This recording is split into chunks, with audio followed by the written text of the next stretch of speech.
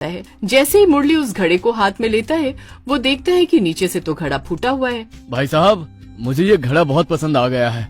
मुझे ये घड़ा लेना है और इस घड़े के साथ मुझे एक और घड़ा दे दो। अरे भाई, ये तो फूटा हुआ घड़ा है जो बहुत लंबे समय से यहाँ पर पड़ा था। इसे कोई भी नहीं ले रहा था। तुम्हें ये घड़ा कैसे पसंद आ गया? बस यूं ही, मुझे ये घड़ा बहुत अच्छा लगा तो मैंने सोचा इस घड़े को खरीद लूं। मुरली की बातें जब फूटा घड़ा सुनता है तो वो सुनकर बहुत दुखी और साथ में खुश भी हो जाता है कि इतने लंबे समय से उसे कोई भी नहीं ले रहा था, कोई उसकी तरफ देख भी नहीं रहा था। आज पहली बार किसी ने उसकी तरफ देखा और उसे खरीद लिया। फिर मुरली उस फूटे घड़े के साथ एक सही घड़ा भी साथ में घर ले आता है। अब मुरली घाट से दोनों घड़ों में पानी भर कर लाता है। जब मुरली घर पहुंचता है तो वो देखता है कि सही घड़े में तो ऊपर तक पानी भरा हुआ है, लेकिन फूटे घड़े में पानी आधा हो चुका था।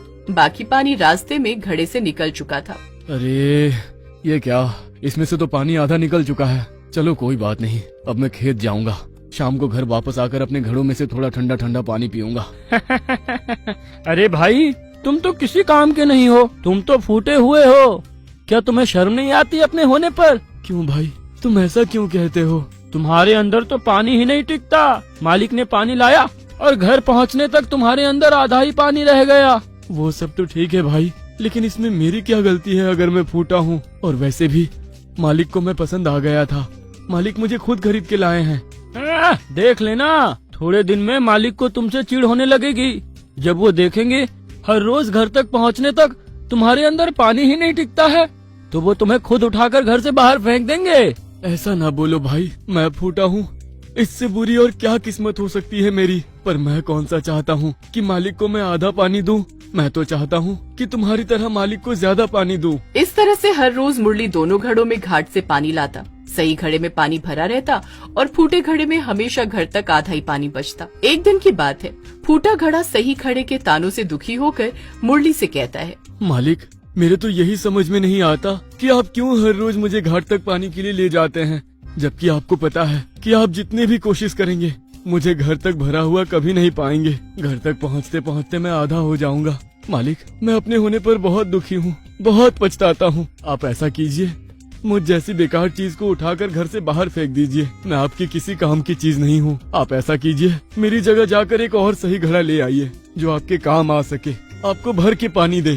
अरे तुम क्यों दुखी होते हो? कोई भी चीज बेकार नहीं होती है। मैंने अगर तुम्हें खरीद के अपने घर लाया है और हर रोज मैं तुम्हें पानी के लिए ले जाता हूँ, इसका मतलब है कि मुझे तुम पर यकीन है, इसलिए मैं ऐसा कर रहा हूँ। सुनो, जैसा जैसा मैं कहता हूँ तुम ठीक वैसा ही करो।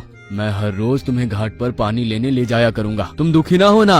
बस रास्ते चलते चलते फूलों की तरह देखना और फूलों को देखकर अपने मन को शांत रखना और उन्हें देखकर खुश होना। ना जाने क्यों मालिक, आपको मुझ जैसे फूटे घड़े पर यकीन है। मैं सही घड़ा मालिक को हर रोज इतना पानी देता हूँ, तब भी मालिक मेरी कभी भी प्रशंसा नहीं करते हैं जितनी इस फूटे घड़े की कर रहे हैं। मुरली फिर से दोनों घड़ों को घाट पर पानी के लिए ले जाता है। मुरली ने जैसा जैसा फूटे घड़े से कहा था कि रास्ते में घर वापस लौटते समय फूलों को देखकर खुश रहना, ठीक वैसे ही फूटा घड़ा रास्ते में घर लौटते समय फूलों को देखता है और फूलों को देखकर बहुत प्रसन्न होता है। फूलों को देख देख कर घड़े के आधे कष्ट कम हो जाते हैं। इस तरह से हर रोज ये सिलसिला जारी रहा। मुरली घाट पर दोनों घड़ों को पानी के लिए ले जाता और फूटा घड़ा घर लौटते समय फूलों को देखकर अपने मन को खुश और शांत करता। फिर एक दिन की बात है। देखो भाई, मुझे तो लगता है मालिक ने तुम पर तरस खाकर ही तुम्हें घर में रखा है, वरना उन्हें तो तुमसे कोई फायदा ही नहीं है। इस बात को तुम समझ लो।